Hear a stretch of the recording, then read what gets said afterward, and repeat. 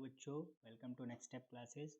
मैं आप लोग के सामने अभी टॉप 10 एमसीक्यू जो आपके साइंस सब्जेक्ट से लेकर आया हूँ और इसमें 6 चैप्टर्स इंक्लूड हैं और मैं इसमें मतलब आपके लिए बहुत फ्रूटफुल होगा।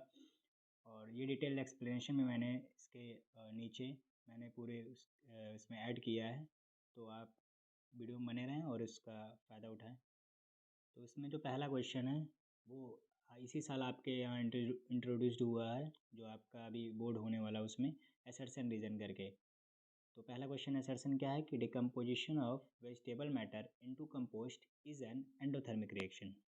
और इसका रीज़न क्या दे रहा है कि decomposition reaction involves break down of a single reactant into simpler product. Option A है both are true and R is the correct explanation of A. Option B है both are true but R is not correct explanation of ए।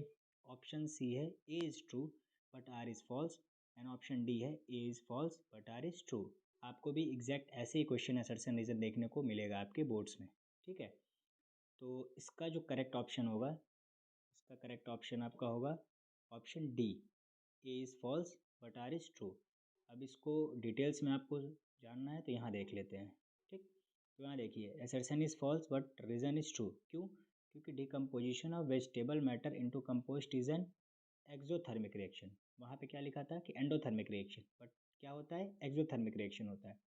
क्योंकि हम decomposition क्या होता है उसको अगर हम जानना चाहें तो क्या होता है कि decomposition reaction involves break down of a single reactant into simpler product. ये तो बहुत ही करेक्ट बात बोली इन्होंने कि जो डिकम्पोजिशन में क्या होता है, एक सिंगल रिएक्टेंट होता है वो सिंपलर प्रोडक्ट में टूट जाता है जब हम हीट देते हैं। तो यही हीट से एक आपके पास कन्फ्यूज़न आता होगा कि भाई जनरली हम जो पढ़ते हैं तो सारे डिकम्पोजिशन रिएक्शन कैसा होता है, एंडोथर्मिक रिएक्शन होता है। क्यों? क्योंकि हमको हीट उसमें देनी पड़ती है अलग अलग फॉर्म में।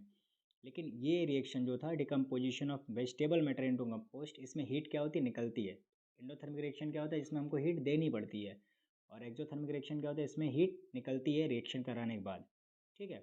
तो all decomposition reaction generally endothermic reaction होता है, लेकिन ये वाला एक तरह का आप एक्सेप्शन कह सकते हैं, इसलिए मैंने इसको पुट किया। और ऑल कंबशन रिएक्शन जो होता है वो एक्सोथर्मिक रिएक्शन होता है। कंबशन रिएक्शन कुछ एग्जांपल भी मैंने यहाँ दिया है, जैसे burning of natural gas in air respiration, and दूसरा है कि reaction between calcium oxide and water to form slate lime. बाकी डिकम्पोजिशन रिएक्शन का एक आप जानते होंगे, कैल्शियम कार्बोनेट जब हीट करते हैं तो कैल्शियम ऑक्साइड प्लस CO2 में कार्बन डाइऑक्साइड में निकल जाता है। यह आपका पहला क्वेश्चन था, होपफुली आपके लिए बहुत लाभदायक होगा ये। अब आते हैं सेकंड क्वेश्चन पे कि zinc granules on treating with an acid X form zinc sulphate salt along with the evolution of gas Y which burns with the pop sound when brought near a burning candle, then identify X and gas evolved Y, ठीक।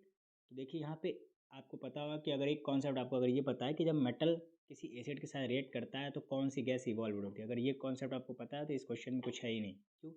क्योंकि अगर आपको पता है कि metal जब acid के साथ रिएक्ट करती है तो हाइड्रोजन गैस इवॉल्व होता है। तो हाइड्रोजन गैस वाले क्वेश्चन ऑप्शन कौन कौन से, सी या डी में आ गए। अब एसिड कौन सी होगी तो सल्फ्यूरिक एसिड वाला होगा, ठीक।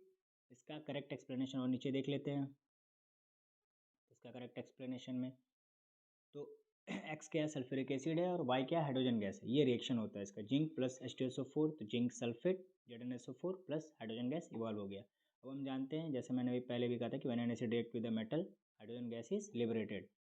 अब नोट करके मैंने एक पॉइंट यहाँ लिखा है कि जो टेस्ट करते हैं हाइड्रोजन गैस की, तो presence of H2 gas is tested by a bringing a lighted candle near it. When a lighted candle is brought near the test tube containing hydrogen gas, it burns with a pop sound and making little explosion.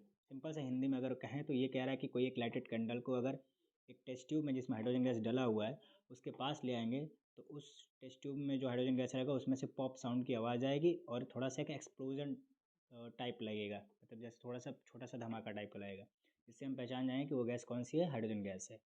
ये हो गई आपकी question number 2 हो गया। Then आते question number 3। पहला question आपका chemical reaction equation से था, दूसरा क्वेश्चन आपका एसिड बेस सॉल्ट से था, और तीसरा क्वेश्चन भी एसिड बेस एंड सॉल्ट से है, जो बहुत आसान है, जो सबको आता होगा। तो तीसरा क्वेश्चन क्या कह रहा है कि baking powder is a mixture of, तो बेकिंग सोडा हम जानते हैं किसका क्या केमिकल फार्मूला होता है, तो हमें पता है कि सोडियम हाइड्रोजन कार्बोनेट होता है, ठीक। तो उसके साथ जब टाइटेरिक एसिड को रिएक्ट कराते हैं तो हमको बेकिंग पाउडर मिल जाता है। तो उसके बारे में थोड़ा और जान लेते हैं। तो baking powder is a mixture of sodium hydrogen carbonate and tartaric acid. ये माइल्ड एसिड होता है, तो इसको हम यूज़ कर लेते हैं। तो जब सोडियम हाइड्रोजन कार्बोनेट टारटेरिक एसिड से रिएक्ट करता है तभी बेकिंग पाउडर बनता है।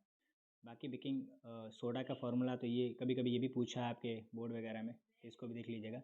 और इसका फॉर्मेशन कैसे होता है, रिएक्शन। तो जब सोडियम क्लोराइड H2O के साथ रिएक्ट करता है कार्बन डाइऑक्साइड के साथ प्लस अमोनिया के साथ रिएक्ट करता है तो क्या बनता है, अमोनियम क्लोराइड बनता है और सोडियम हाइड्रोजन कार्बोनेट बनता है। ठीक, इसी को क्या कहते हैं, बेकिंग सोडा। इसका यूज़ आप जानते होंगे कि एंटासिड में यूज़ होता है, और बाकी इनो वगैरह जो आप पीते हैं वहाँ यूज़ होता है, केक वेक बनाने में यूज़ होता है, ये सब तो आपको पता ही होगा। अब आते हैं क्वेश्चन नंबर 4 पे। 4 क्या कह रहा है कि in which of the following vertebrate group does heart not pump oxygenated blood to different parts of the body. Option A क्या है, pisces and amphibians, option B amphibians and reptiles, option C amphibians only and option D pisces only. इसका correct option है pisces only. अब ये इसका explanation देख लेते हैं।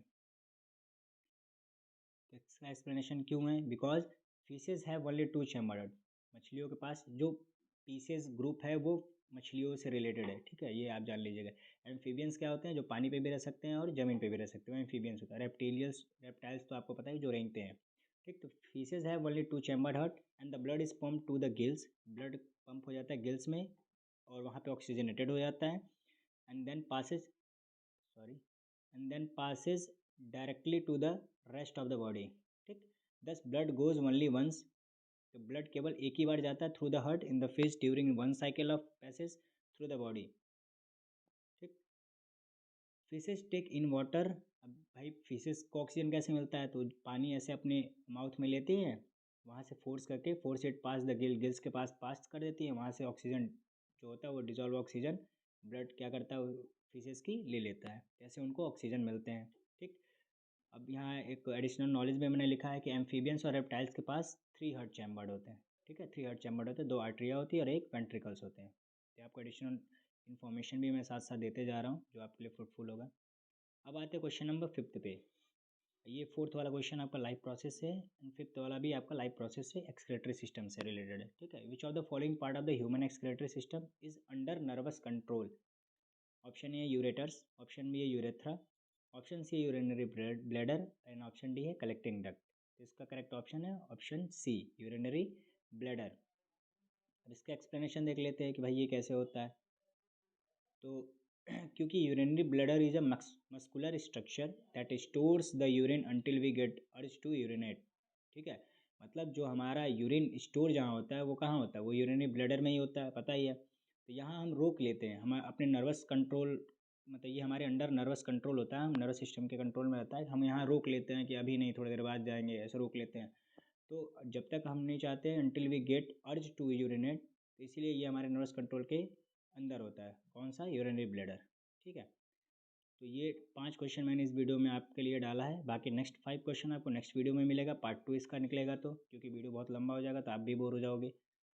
और PDF आपको डिस्क्रिप्शन में दे दी जाएगी। तो थैंक यू सो मच, प्यार बनाए रहें।